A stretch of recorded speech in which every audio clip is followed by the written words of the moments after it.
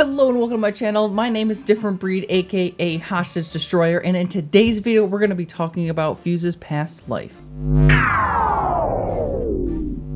If you haven't seen any videos in this series yet, we are going to be going over Fuze's background and not anything game mechanic-y. If you find yourself liking this video at all, hit that like button, and if you feel inclined, feel free to share it with somebody. So without any further ado, let's find out who Shroud Kazakh is, or as you may know him, Fuze.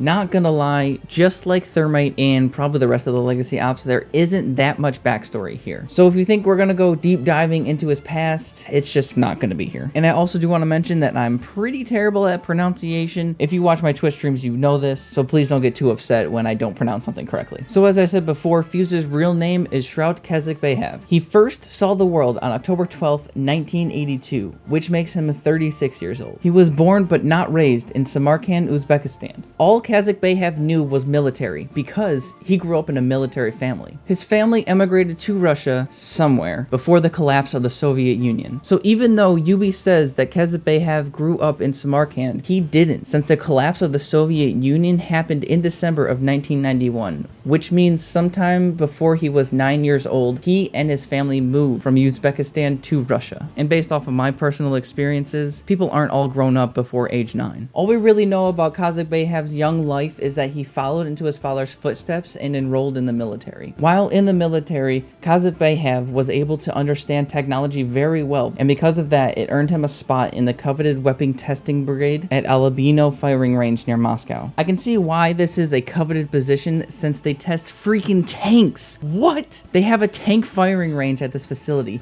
That's awesome. I guess that makes sense with his gadget being all explosive-y and such. Kazakh spent most of his time tinkering, which made him an expert tinkerer and master craftsman. This put him more at ease with the workings of a machine than with people. I can get on board with that. Even though his straight to the point attitude can seem rude and he can have a rough outward behavior, it's safe to say that he actually does like mankind. He does possess a strong moral conviction. Part of Kazakh training involved the 27th Moto Rifle Brigade, which is actually quite interesting because the division was a Red Army rifle division in World War II. Yeah, in the year 1942. They did a whole bunch of things with Germany in ways of stopping them, and the group was renamed a whole bunch of times. And then it ended up being renamed to the 27th Guards Motor Rifle Division in November of 1964. The division remained in Germany until 1991, which is when they were withdrawn to Totskoy in Volga-Ural Military District. The division was renamed to the 21st Guards Motor Rifle Brigade on June 1st, 2009. So since Kazakh would have been 18 in late 2000 to early 2001, he wouldn't have seen any action since they contributed many personnel for peacekeeping operations after that. So my assumption is that he just did some training with them. The second and last mention on the training list is Spetsnaz GRU GSO. Now I didn't find any reference about GSO, but I did find something about GRU, and that was the main intelligence directorate in the Soviet Union. After the fall of the Soviet Union in 1991, the Spetsnaz GRU remained intact until 2010. Then it was reassigned to the ground forces. Part of Kazakh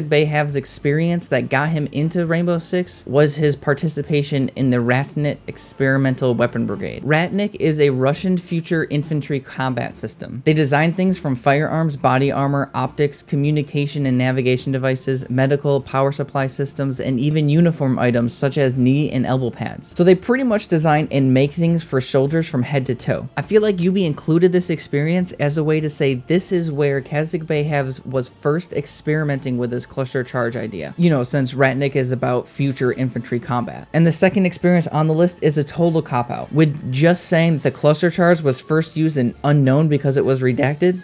Nice. The only fun fact that we have here is Kazakh cluster charge has a name, and its name is Matryoshka, which comes from the Matryoshka doll. We all know this as the Russian doll where there's a smaller one inside as you keep opening them. I guess Kazakh have used this doll as an influence to jam all those hockey pucks into his cluster charge. Well, that's all I have for you today, so thank you so much for watching. If you ended up enjoying this and want to help support, share this with somebody. If you want to see more, I have a ton more content on Rainbow Six and even other games. Come talk to me on Twitch while I live stream, or in Discord or on Twitter while I'm offline. If you want to read more about these things I talk to you about, links will be provided in the description. So until next time, stay different, everybody.